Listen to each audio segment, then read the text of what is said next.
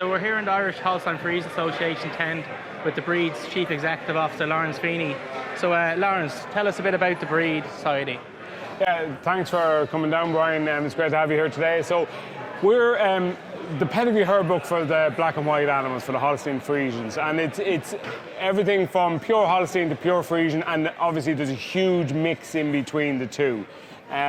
So we do pedigree registrations and classifications, but most of what we do is around breed promotion and showing people what sort of cows the breed has for different farming systems, because you've genetics there for high input systems and for low input systems, and kind of a full spectrum in between.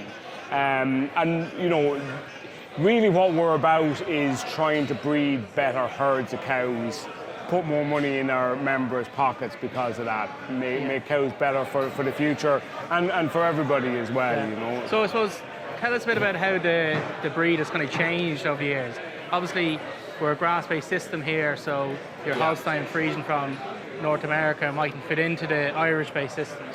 Yeah, so look, I suppose, we've a predominantly grass-based system now. There are high-input herds, as you know, and there's a big spectrum of farms. So, you know, as a breed, we kind of need different types of animals for different systems. I think one of the most fundamental things that's happened in the last 10 or 15 years in cattle breeding in Ireland is Irish breeders have started to breed for Irish farming systems. Yeah. And it's through the EBI and through kind of like the national breeding programs, there's been this real focus on fertility and on solids.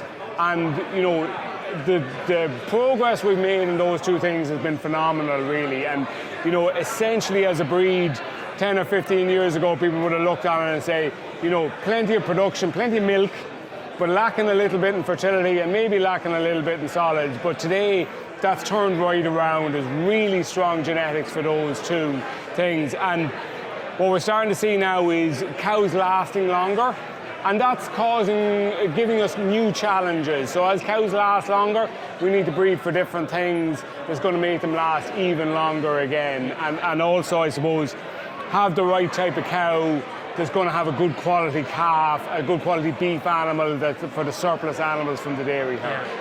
And I suppose in terms of the actual kind of the structure of the society, there's a lot of county clubs and stuff, so how does that all kind of fit into it together? Yeah, and so look, there's a huge voluntary element to the society because it's our members' society. Our members are the owners of the society, and it's for their benefit.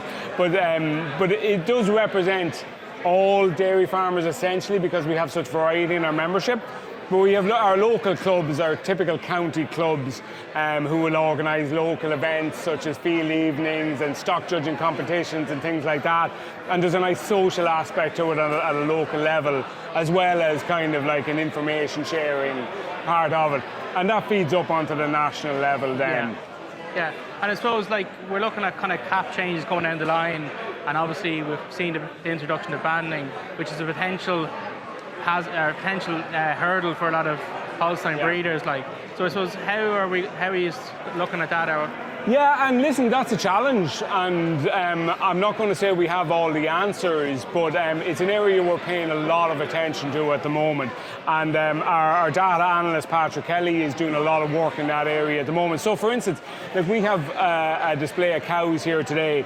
So one of the things we've looked at on the herds that those cows have come from is what's the true nitrogen usage efficiency on those farms. And, you know, it's a part of the carbon footprint of those farms. And what we're finding is, you know, because these are well-bred herds, they're very efficient producers, they're lasting longer with good fertility and stuff like that, that they actually have nitrogen usage efficiencies and carbon footprints that are much better than the average farm in the country. So there's a lot of work to be done to tease out how that can be expanded and what we can do with that information, but there's definitely some good news there for dairy farmers.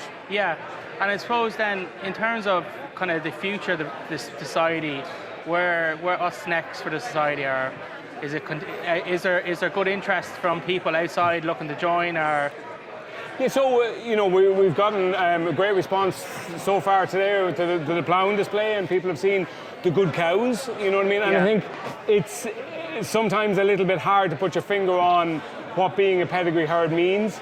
But when you see a bunch of good cows as a result of a couple of years of herd improvement, it becomes pretty obvious what it actually means, you know. And I think people are appreciative of that. And I think as expansion kind of tapers off, people have a more focus on the quality of their animals and improving from within their herd rather than just expanding cow numbers, and a greater appreciation of that, you know, what it means to breed for better animals and herd improvement. And as well as that then too, there's a lot of people looking at our member herds as sources for the dairy calf to beef systems because they get a good quality black and white cow. Generally, our members want to do a good job as regards calf rearing, looking after their animals, nutrition, those sort of things. Yeah. So we're seeing good levels of interest because of those things, and new members coming in because of that. And it's good. I think it's positive because you know what I mean. We need that new blood coming through and young people coming through all the time. And so it's just obviously you have a few cows here on display, and you mentioned already about them. But like, what was there other factors in why you picked these cows? Like, and so yeah, so there's a couple of things we wanted to do there. I think we wanted to show what the Holstein breed could deliver as regards solids, fertility, longevity, and also a good looking cow and a cow that's, you know, has a physical makeup to last a long time. And that's including a pure Friesian cow over here and an array of Holstein cows.